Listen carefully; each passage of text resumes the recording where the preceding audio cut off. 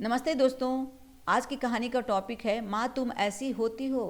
बिमल बहुत परेशान था। उसे समझ में नहीं आ रहा था कि वो इस परिस्थिति में कैसे निपटे। वो अपनी माँ को बहुत चाहता था, किंतु उसकी पत्नी और बच्चे उसकी माँ से बहुत दूर भागते थे, क्योंकि उसकी माँ की एक आंख नहीं थी, साथ ही उसकी कमर भी 90 अंश पर झुकी थी। वैसे वो अपना काम सब खुद कर लेती थी, किंतु फिर भी वो उसकी पत्नी और बच्चों के लिए हमेशा खटकती है।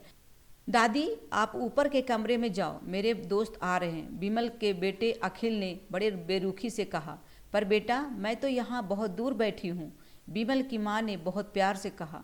नहीं, आप उनके सामने मत रहो, वो मुझे चिढ़ाते हैं, अखिल ने जोर से डांटते हुए कहा। क्या हुआ अखिल, क्यों चिल्ला रहे हो?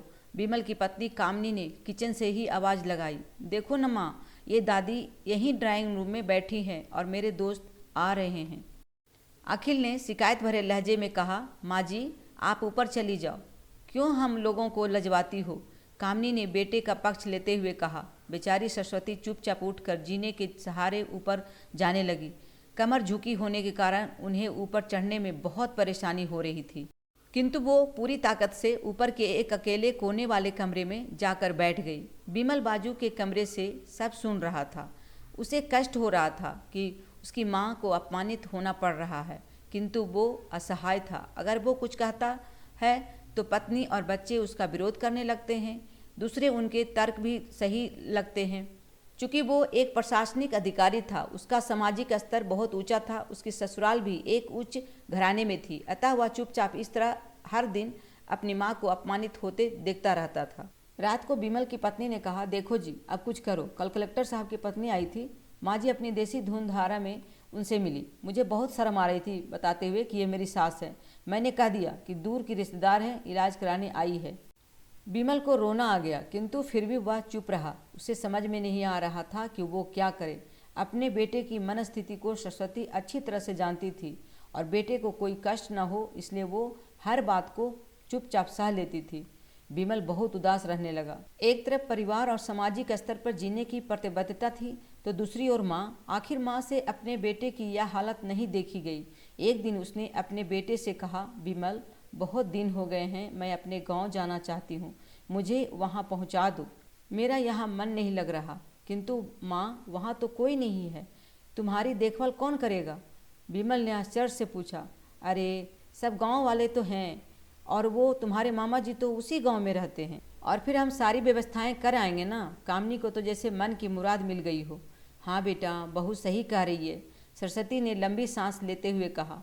बिमल जानता था कि गांव में माँ की देखभाल करने वाला कोई नहीं है, लेकिन अपनी पत्नी की जिद के कारण वह अपनी माँ को गांव छोड़ने पर विवश हो गया। माँ को गांव छोड़कर आते वक्त उसे रोना आ रहा था तथा अपनी बेबसी पर गुस्सा भी आ रहा था, किंतु परिवार, पत्नी और समाज ने उसके इन मनोभावों को दबा दिया और वो सुकून सा महसूस करने लगा। कुछ दिनों के बाद उसके चाचा, जो अमेरिका में रहते थे, वो आने वाले थे।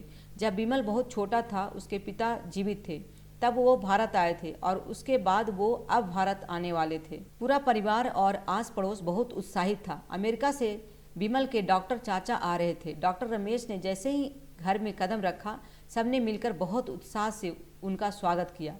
क्यों बिमल, भाभी नहीं दिख रही, कहाँ हैं? डॉक्टर रमेश ने उत्साहपूर्वक पूछा।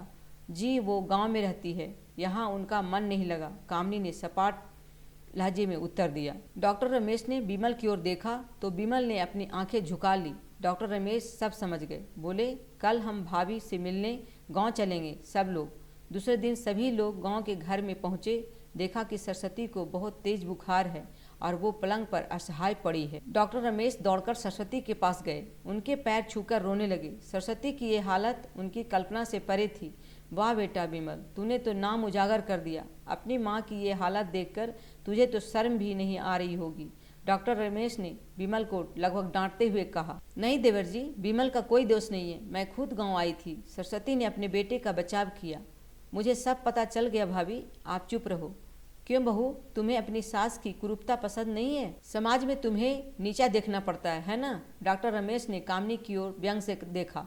कामनी निरुत्तर होकर बिमल को देखने लगी। आज तुम जिस सामाजिक स्तर पर हो और वो इन्हीं के संघर्षों की देन है। और बेटा विमल, तुम्हें शायद मालूम न हो कि बचपन में जब तुम 1 साल के थे तब छत से नीचे गिरने के कारण तुम्हारी एक आंख फूट गई थी और तुम्हारी रीढ़ की हड्डी में भी समस्या हो गई थी। तब तुम्हारी इस कुरूप माँ ने अपनी एक आंख और अपना बोन मेरो तुम्हें देकर अपना सुंदर स्वरूप दिया था। कामनी बेटा, इतने सालों तक संघर्ष करके बेटे को प्रशासनिक अधिकारी बनाने वाली इस संघर्षशील औरत को तुम लोगों ने यह दशा कर दी। तुम्हें ईश्वर कभी माफ नहीं करेगा। डॉक्टर रमेश की आंखों से अश्रु जलधारा बह रही थी।